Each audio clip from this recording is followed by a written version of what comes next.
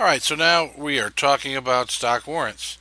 These entitle the holder to buy shares of stock at a certain price on or before a certain date, typically. So, the warrants are thrown in, they're an added bonus, so they make the security more attractive.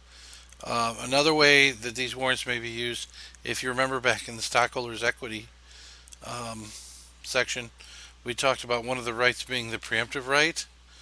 Well, how do you actually logistically make that happen? You give those with the preemptive right warrants to buy more shares. Okay? And then we're going to see them just called options and stock option compensation. So, first, we're going to deal with this one, though, when they're attached to another security to make it more attractive. So, when they're issued with other securities, the warrant can be detachable or non detachable. If it's detachable, and this is US GAAP, under US GAAP,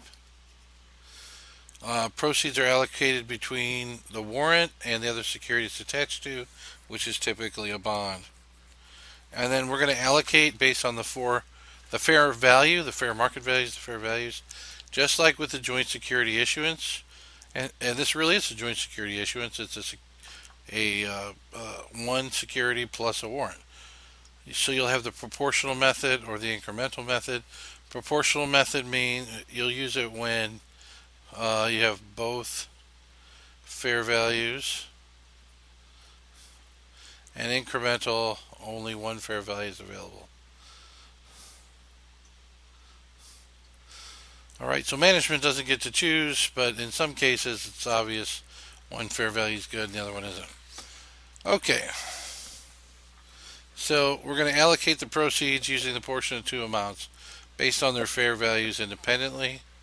So here's brief exercise 16.4. They issued 2 million face value or $2,000, $1,000 bonds at 101. So this was issued at a premium.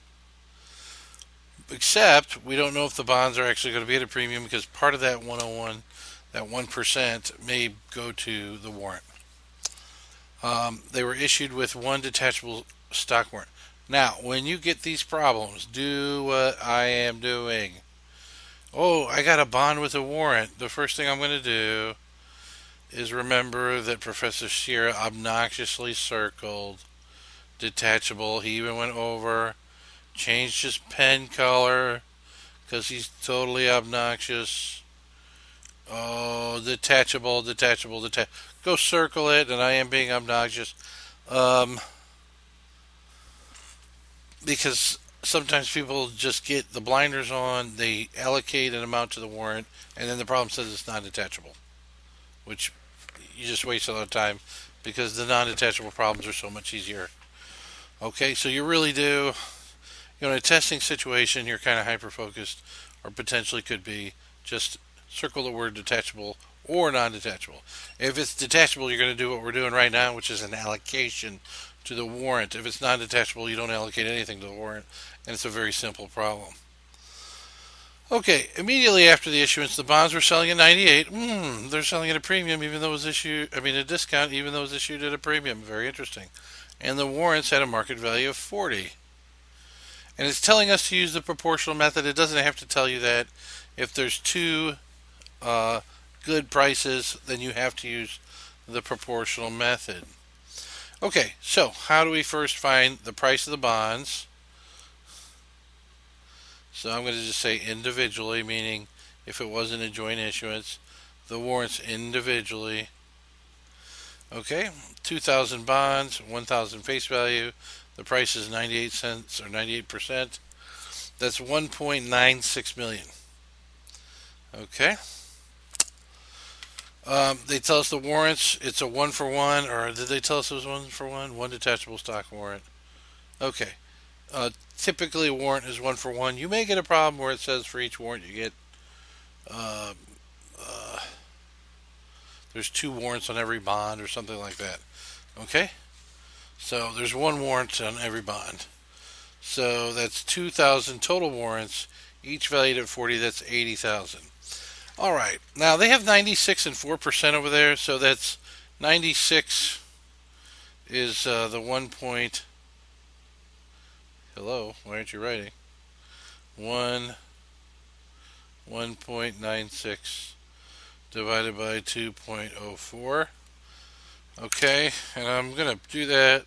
If you have your calculator there, which you need to always have when you're learning accounting.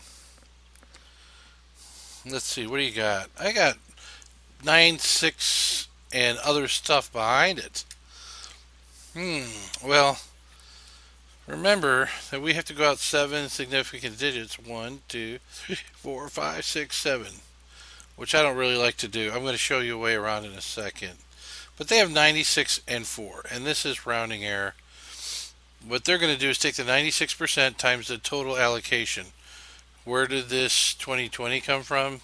You have to remember your bond pricing, right? 1.01. They told us the original price was 101. 2,020,000. Okay. That's where that came from. All right, so you see the price there. What I'm going to do here for the bonds is go 20 dot dot dot, where that's the amount we're trying to allocate. Now I'm just going to multiply times 196 over 2.04. Okay. So this way I don't have to save anything. I'm not going to write 96% down. I'm going to go 2, 0, 2, 3, more zeros. 1.96 times 2.04 divide. And that should be, just to be clear, and I get 1.940784, which is this number they got here. But if you take 0.96 times 2020, it's 1939. So this is not actually the number. The number is actually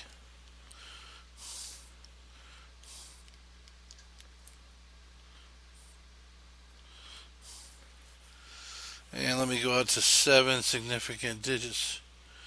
96.07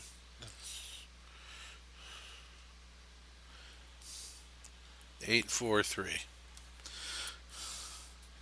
So if I take that number times 2,020,000, then I get 1,940,784. And I'm just showing you this so that you're aware of rounding errors. Okay? Obviously, we're not going to care too much about the dollar, but if this is the millions place, we're going to care. All right? That is material. And the same thing with this 4% over here. The other thing to do is you take the 1.94 million and you subtract it from the 2020, and that gives you what's left over. So let me do that real quick. And I get 79,216. So these numbers do not correspond to the 9% and the 4%. All right. Now the last thing you have to do is, do I have a premium or a discount? Face value 2 million less the allocated FMV. You actually have a discount of 59,216. Okay. And let's look at the journal entry. So that's the proportional method. They received cash of 2,020,000. Bonds payable holds the face value. Oh, I want a new Wacom tablet pen for Christmas without a little clicker on it. Oh, or at least placed somewhere else. All right. Bonds payable holds the face value. There's the cash proceeds. We calculated the discount and the warrants on the other page. So here's a new account. Which if you haven't taken this before, I'm sure you've never seen this. Paid in capital stock warrants. So these options are held as stockholders' equity. We put them in additional paid in capital, and we have a little moniker or tag on it that says stock warrants. Now on the balance sheet, you may just see additional paid in capital. It may not be separated out, but in the footnotes it would be somewhere in the footnotes. Okay, so that's how you deal with stock warrants. Now, if it said non-detachable, let me see, did I do that in the next one? Oh, no, I didn't. But I can do it right here real quick. First of all, if it's non-detachable,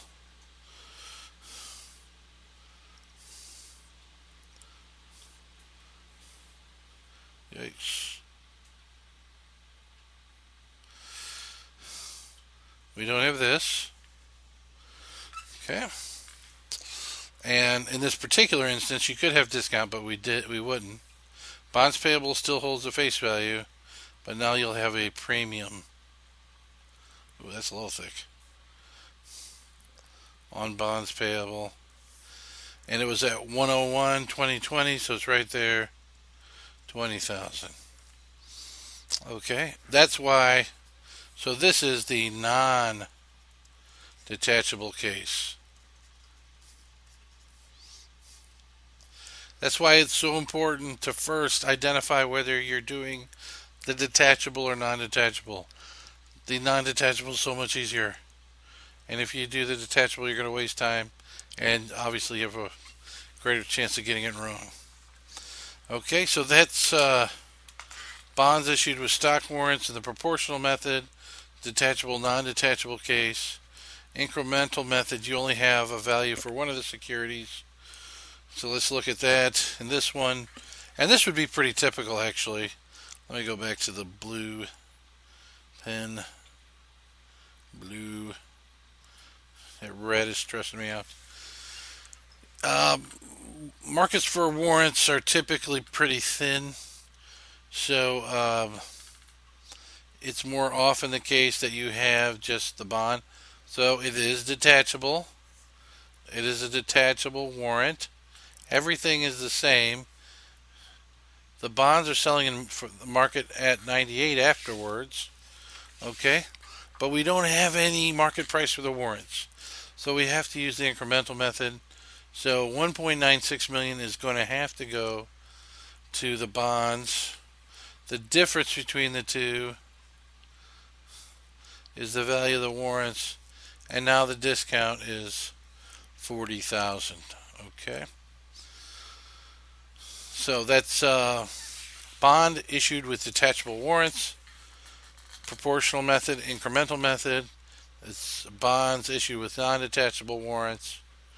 All right, so you should have bonds issued with warrants covered.